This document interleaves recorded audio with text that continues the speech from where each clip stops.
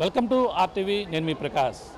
సముద్రంలో సాధారణంగా మనం అప్పుడప్పుడు చేపలు కొట్టుకు రావడం, అలాగే రకరకాల వస్తువులు కొట్టుకురావడం మనకి ఎప్పుడు కూడా సర్వసాధారణంగా చూస్తుంటాం. కానీ సముద్ర తీరంలో కొబ్బరికాయలు కొట్టుకురావడం ఎప్పుడైనా చూసారా? అటువంటి సంఘటనే కాకినాడ సముద్ర తీరం, ఉప్పాడ సముద్ర తీరంలో కనిపించింది. ప్రధానంగా తెలుసుకుంటే ఇటీవల గత 2 రోజుల క్రితం అయితే అధిక సంఖ్యలో కొబ్బరికాయలు అయితే కొట్టుకొస్తున్న నేపథ్యంలో, అలాగే టెంకాయల సముద్రంగా మారిపోయినటువంటి పరిస్థితి, కెరటాలు కూడా టెంకాయలతో ఆ సముద్ర కెరటాలు కూడా ఎగసిపడినటువంటి దృశ్యాలు అక్కడ ఆవిష్కృతమయ్యాయి. ప్రధానంగా చూసుకుంటే ఈ యొక్క టెంకాయలు ఎక్కడి నుంచి వచ్చాయని కూడా ప్రతి ఒక్కరు కూడా ఆశ్చర్యానికి గురి చేసింది. అలాగే పర్యాటకులను కూడా ఎక్కడి నుంచి ఈ కొబ్బరికాయలు వచ్చాయని కూడా ప్రతి ఒక్కరు కూడా దీనిపై చర్చనీయాంశంగా మారింది. ఈ యొక్క సముద్రంలో వెళ్తున్నటువంటి ఏదైనా షిప్ నుంచి కొబ్బరికాయల లోడు జారి పడిపోయి ఈ విధంగా టెంకాయలన్నీ కూడా సముద్రంలో కొట్టుకొచ్చాయా, లేదంటే ఏదైనా ఆ బార్జీ నుండి అలాగే షిప్పుల నుంచి ఆ యొక్క ఇవన్నీ కూడా మిస్ అయి వచ్చాయని కూడా అందరూ కూడా రకరకాల దీనిపై చర్చ చేసుకున్నారు. ప్రధానంగా ఈ కొబ్బరికాయ టెంకాయలు ఎందుకు ఈ విధంగా వచ్చాయి, ఈ యొక్క సముద్రం అంతా కూడా టెంకాయల సముద్రంగా ఎందుకు మారిందని కూడా తెలుసుకునే ప్రయత్నం అయితే చేస్తాం. ప్రధానంగా చూసుకుంటే ఈ యొక్క కాకినాడ జిల్లాలో ఉన్నటువంటి పిఠాపురం పాదగయ పుణ్యక్షేత్రం మన అందరూ కూడా తెలిసిందే. ఏపీ ఉప ముఖ్యమంత్రి పవన్ కళ్యాణ్ నియోజకవర్గంలో శ్రీపాద శ్రీవల్లభుని మహాపుణ్యక్షేత్రం దేవస్థానం ఉంది. ఇక్కడ ప్రధానంగా మహారాష్ట్ర నుంచి, దూర ప్రాంతాల నుంచి కూడా ఎన్నో జిల్లాల నుంచి భక్తులు కూడా ఇక్కడికి వస్తుంటారు. ఈ యొక్క శ్రీపాద శ్రీవల్లభుని మన ప్రధానంగా ఏపీ ఉప ముఖ్యమంత్రి పవన్ కళ్యాణ్ ఎన్నికల సమయంలో ఆయన సాక్షిగా ఇక్కడి నుంచే పోటీ చేస్తాను, ఆయన ఆశీస్సులు ఉంటే చేస్తానని కూడా పవన్ కళ్యాణ్ కూడా చెప్పారు. ఆ విధంగానే ఇక్కడ ఎంతో విశిష్టత కలిగినటువంటి శ్రీపాద శ్రీవల్లభుని మహాసంస్థానం ఉంది. ఇక్కడ ప్రతి భక్తులు కూడా దూర ప్రాంతాల నుంచి వచ్చి ఇక్కడ మొక్కులు కూడా తీర్చుకుని ఉంటారు. ఇక్కడ దూర ప్రాంతాల నుంచి వచ్చినటువంటి భక్తులు ముఖ్యంగా ప్రతి గుడిలోనూ కూడా మనకి కొబ్బరికాయలు అయితే కొడుతుంటారు, తమ మొక్కు చెల్లించుకుంటారు. కానీ ఇక్కడ కొబ్బరికాయలను అయితే ఇక్కడ కట్టడం, గుడిలో కట్టినటువంటి ఆనవాయితీగా కూడా వస్తుంటుంది. ఆ గుడిలో కట్టినటువంటి కొబ్బరికాయలనే తీసి ప్రతి సంవత్సరం కూడా ఎక్కువ మంది భక్తులు వచ్చి ఆ చెట్టుకి అయితే కట్టి తమ మొక్కులు అయితే కోరుకుంటారు, కోరిన కోరికలు అయితే తీరుతాయని వాళ్ళ భక్తులు అయితే నమ్మకం. ఈ నేపథ్యంలోనే ఆ యొక్క కొబ్బరికాయలు ఎక్కువ మంది భక్తులు వచ్చిన ప్రతి వారం కూడా కొబ్బరికాయలను అయితే తీసుకుని వాళ్ళంతా కూడా పరమ పవిత్రంగా భావించి మొక్కుకున్నటువంటి కొబ్బరి టెంకాయలు కావడంతో వాటిని సముద్రంలో ఏదైనా ప్రవాహం జీవనదుల్లో కూడా కలపడం, అలాగే సముద్రంలో కలపడం ఎప్పుడు ప్రతిసారి కూడా ఆనవాయితీగా వస్తుంటుంది. ఆ విధంగానే ఆ కొబ్బరికాయలను అయితే అందులో కలపడంతోనే మొత్తం ఈ యొక్క ఆ కొబ్బరికాయలు ఈ గుడిలో కట్టేటువంటి కొబ్బరికాయలనే తీసుకొచ్చి అక్కడ కలిపినట్టుగా కూడా మనకు వచ్చినటువంటి సమాచారం. మనకి ఇప్పుడు ఆ గుడిలో మన ప్రస్తుతం పిఠాపురం పుణ్యక్షేత్రంలో శ్రీపాద శ్రీవల్లభుని దేవస్థానంలో ఉన్నాం. ఇదే ఆ యొక్క ఆలయ ప్రాంగణం. మనం చూడొచ్చుగా ఇప్పుడు చర్చనీయాంశంగా మారడానికి కారణం మన ఏదైతే ఈ గుడి ప్రాంగణంలో ఉన్నటువంటి ఔదంబర వృక్షం ఉంది. ఆ వృక్షానికే ప్రతి మహారాష్ట్ర నుంచి భక్తులు కావచ్చు, అలాగే శ్రీపాద వల్లభుని భక్తులందరూ కూడా వచ్చి ఇక్కడ గుడిని దర్శించుకోవడం కాకుండా ఇగో మనం ఈ చూస్తున్నటువంటి టెంకాయలు ఏవైతే ఉన్నాయో అందరూ కూడా భక్తులు శ్రద్ధలతో మొక్కుకుని ఈ విధంగా తమ కోరిన కోరికలు ఈ విధంగా కడితే తీరుతాయని భక్తుల నమ్మకం. మనం చూడొచ్చు చెట్టు చుట్టూ కూడా ఔదంబర వృక్షం అంటారు. ఈ ఔదంబర వృక్షం ఈ యొక్క ఏదైతే శ్రీపాద వల్లభుని ఈ వృక్షం కిందే అందరూ దీక్ష చేసేవారని కూడా చెప్పుకొస్తుంటారు. ఈ యొక్క ఔదంబర వృక్షానికైతే ఎంతో పేరు ఉందని మనం ప్రధానంగా చెప్పొచ్చు. బుద్ధుడు కూడా ఈ యొక్క ఔదంబర వృక్షం కిందే ఆయన ప్రధానంగా దీక్ష చేసినట్టు కూడా చెప్పుకొస్తుంటారు. మనం చూస్తే ఏ స్థాయిలో గుడిలో కొబ్బరికాయలు ఆ చెట్టుకి కట్టారో మనం చూస్తున్నాం. మరో పక్కన భక్తులు దూర ప్రాంతాల నుంచి వచ్చినటువంటి మహారాష్ట్ర భక్తులను కూడా చూడొచ్చు.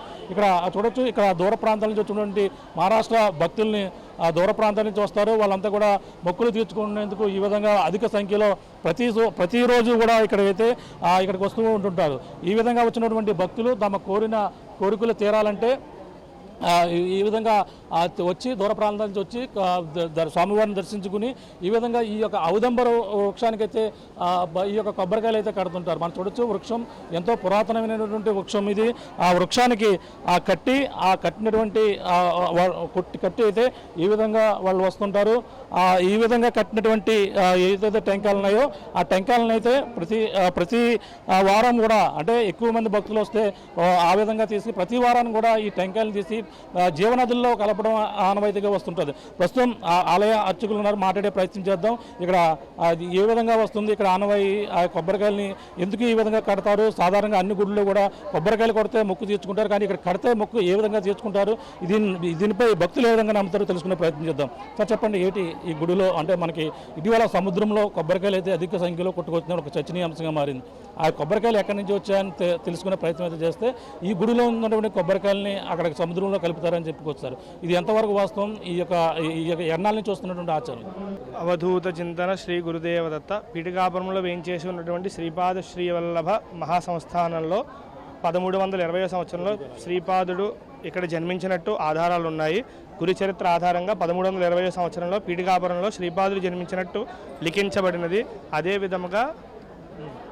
అదేవిధంగా ఇక్కడ 1985లో రామస్వామి గారి ఆధ్వర్యంలో ఈ గుడిని నిర్మించడం జరిగింది. తదుపరి ఇక్కడ స్వామివారి పాదుకలు ప్రతిష్ఠించడం జరిగింది.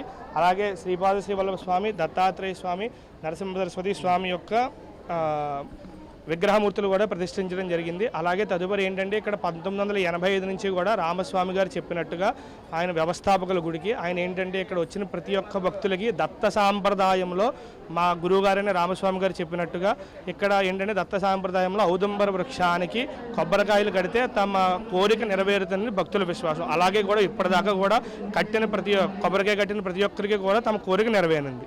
కట్టిన కొబ్బరికాయలను మరి ఏం చేస్తారంటే ఎక్కువ మహారాష్ట్ర నుంచి భక్తులు వస్తుంటారు. ఆ కొబ్బరికాయలు అందరూ కూడా అంటే ప్రతి వారం కూడా తీసుకుని ఏం చేస్తే వాళ్ళకి పుణ్యఫలం కలుగుతుంది? అదేంటంటే రామస్వామి గారు అప్పట్లో చెప్పినట్టుగా ఆయన వ్యవస్థాపకులు ఆయన చెప్పినట్టుగా ఏంటంటే ఇక్కడ కట్టిన కొబ్బరికాయల్ని కొన్ని రోజుల తర్వాత వాళ్ళు ఏంటంటే నదిలో కానీ సముద్రంలో కానీ కలపడం జరుగుతుంది. అదేంటంటే దీన్ని ఏంటంటే వాళ్ళ కోరికలతో కోరుకున్నావు కాబట్టి దేనికి ఉపయోగించకూడదండి. కాబట్టి ఇది ఏంటంటే ఇది ఒక నదిలో కానీ ఏదైనా సముద్రంలో కానీ మనకు వీలుంటే ఎక్కడైతే అక్కడ కలిపేస్తారు పట్టుకెళ్ళి. అది రామస్వామి గారు చెప్పినట్టుగానే జరుగుతుందండి అప్పటి నుంచి ఇప్పటిదాకా కూడా. ఇంకా ఎంతమంది భక్తులు ఎక్కడెక్కడి నుంచి వస్తుంటారు ఈ విధంగా కట్టుకోవడం? అంటే ముఖ్యంగా ఏ కోరికలు నెరవేరుతాయి అనుకుంటారు? ఇప్పుడు మీకున్న ఏదైనా ధర్మబద్ధమైన కోరిక మనం ఏం కోరికినా కూడా స్వామి అనుగ్రహించి ఆ కోరిక నెరవేరుస్తారు. ఇక్కడికి మహారాష్ట్ర, కర్ణాటక, తమిళనాడు, గుజరాత్ నుంచి కూడా భక్తులు మన తెలుగు రాష్ట్రాల నుంచి కూడా వస్తూ ఉంటారండి భక్తులు. అంటే గతంలో పవన్ కళ్యాణ్ గారు కూడా ఇక్కడ రావడం జరిగింది. ఆయన అనుగ్రహంతోనే ఇక్కడ పోటీ చేస్తున్నాను అని చెప్పడం కూడా జరిగింది. ఆయన ఎన్నికల ముందు కూడా ఇక్కడికి వచ్చినట్టుగా ఉంది. ఎన్నికల ముందు కూడా ఆయన ఇక్కడికి వచ్చారు. ఆయన కూడా ఇక్కడ కొబ్బరికాయ కట్టుకున్నారు. ఆయన కోరిక కూడా నెరవేరింది. ఆయన కూడా కట్టారు ఇక్కడ కొబ్బరికాయ కట్టారు. పవన్ కళ్యాణ్ గారు కూడా ఇక్కడ కొబ్బరికాయ కట్టుకున్నారండి. అంటే ప్రధానంగా ఇంకా ఈ గుడిలో ఇంకా ఏమేమి జరుగుతుంటాయి ప్రతి వారం కూడా? ఇక్కడ గుడిలో స్వామివారికి ప్రతి నెల కూడా చిత్తా నక్షత్రానికి ఆయన స్వామి జన్మ నక్షత్రం, ఆయన జన్మ నక్షత్రానికి పూజ జరుగుతుంది. ప్రతినిత్యం ఉదయం 5 గంటలకి స్వామివారి మూలపాదుకా దర్శనం జరుగుతుంది. తర్వాత 8 గంటలకు గోపూజ, 9 గంటలకు మహాన్యాసపూర్వక రుద్రాభిషేకము, 10:30కి దత్త హోమము, సాయంత్రం 7 గంటలకి స్వామివారి నిత్య పల్లకి సేవ జరుగుతుంటాయి. ఇవి నిత్య కార్యక్రమాలు. అవి కాకుండా గురు పౌర్ణిమ, శ్రావణ పౌర్ణిమ, శ్రీపాద జయంతి, దత్త జయంతి ఉత్సవాలు జరుగుతూ ఉంటాయి. అంటే ఎప్పుడు పడితే అప్పుడు తీసేస్తారా? సముద్రంలో కలపడానికి ఏమన్నా ముహూర్తంలో తీస్తుంటారు వీటిని? దానికి ఏముండదండి. అది ఇప్పుడు కొబ్బరికాయలు కట్టిన తర్వాత అవి పూర్తి అవుతే కొన్ని రోజులకి తీస్తూ ఉంటారండి. మార్చబోదు ఇంకోళ్ళు కట్టుకోవాలి కాబట్టి.